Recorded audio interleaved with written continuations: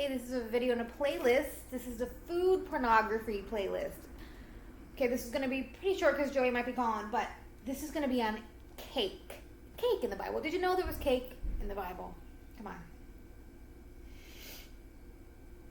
Exodus 12, starting at line 39.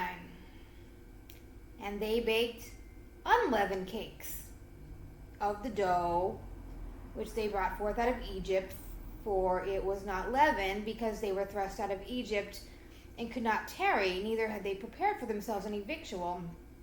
Now the sojourning of the children of Israel who dwelt in Egypt was 430 years, and it came to pass at the end of the 430 years, even the self same day, it came to pass that all the hosts of the Lord went out from the land of Egypt. Numbers 11:8 says, the people went about and gathered it and ground it in mills, beat it in a mortar and baked it into pans and made cakes of it. The taste was as of fresh oil. Okay, we learned that yesterday. That was talking about the manna, making it into cake. Leviticus 24. I'm going to read it right from the Bible because it's short. Okay. This one says Yahweh. How do you feel about that? Like, you could change it to the Lord, but whatever. This one says, Yahweh spoke to Moses. He said, order the sons of Israel to bring you pure olive oil for the lampstand, and keep a flame burning there continually outside the veil of the testimony in the tent of the meeting. Aaron is to see this flame, and it shall burn there before Yahweh from evening to morning continually. This is a perpetual law for your descendants. Aaron is to see the lamps on the pure lampstand before Yahweh continually. And you are to take wheat and flour, and with it bake 12 cakes. Well, this one says cobs, each of 2/10 of an ephah. And you must set them in 2 rows of 6 on the pure table that stands before Yahweh. On each row you shall place pure incense. This will be the food offered as a memorial, a burnt offering. Continually, every Sabbath, these cakes shall be set before the Lord. The sons of Israel are to provide them by an unending covenant.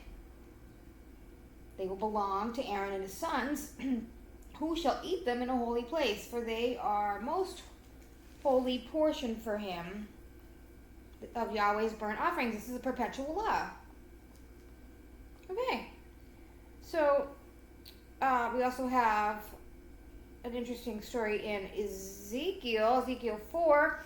Thou son of man, I call this the spell. Like, there's like things to do that will make other things happen. And this is a spell to lay siege against Jerusalem. And it has to do with cakes. Okay, hold on. Ezekiel 4. Son of man, take thee a tile and lay it before thee, and portray upon it the city, even Jerusalem. Lay siege against it, build a fort against it, cast a mount against it, set the camp also against it, set battering rams against it round about. Moreover, take thou unto thee an iron pan, cast iron pan, and set it for a wall of iron between thee and the city. Set thy face against it, and it shall be besieged. And thou shalt lay siege against it. This shall be a sign to the house of Israel. Lie also upon thy left side, and lay the iniquity of the house of Israel on it, according to the number of the days thou shalt lay upon it, thou shalt bear their iniquity. For I have laid upon thee the years of their iniquity, according to the number of the days, 390 days, so thou shalt bear the iniquity of the house of Israel. And when thou hast accomplished them, lie again on the right side, And thou shalt bear the iniquity of the house of Judah for 40 days. I have appointed thee each day for a year. Therefore thou shalt set thy face towards the siege of Jerusalem, and thy arm shall be uncovered, and thou shalt prophesy against it. And behold, I will lay bands upon thee, that thou shalt not turn thee from one side to the other, till thou hast ended the days of thy siege. Take also unto thee wheat, barley, beans, lentils, millet, fitches, put them in one vessel, make bread thereof, according to the number of days that thou shalt lie upon thy side. 390 days thou shalt eat thereof. And thy meat which thou shalt eat shall be by weight, 20 shekels a day, from time to time thou shalt eat it. Thou shalt drink also water by measure, the 6th part of a hin, from time to time thou shalt drink it.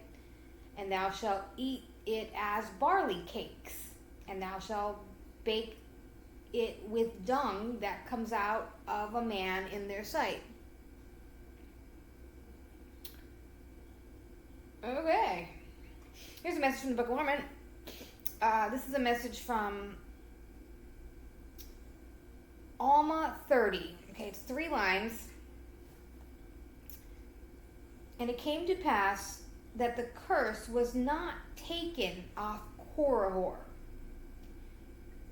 but he was cast out and went about from house to house begging for food.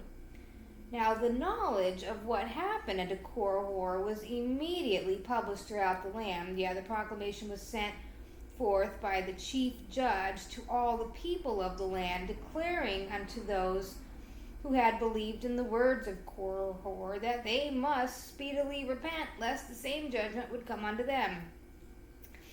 And it came to pass that they were all convinced of the wickedness of Korihor. Therefore they were all converted again to the Lord, and this put an end to the iniquity after the manner of Korihor.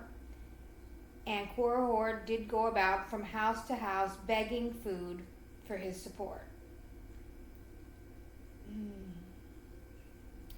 Now, a little side note, Korihor is referred to in the Book of Mormon as an antichrist because he's running around claiming there is and will be no Christ. And Korihor was able to preach his bullshit to the people because of the land's freedom of religion.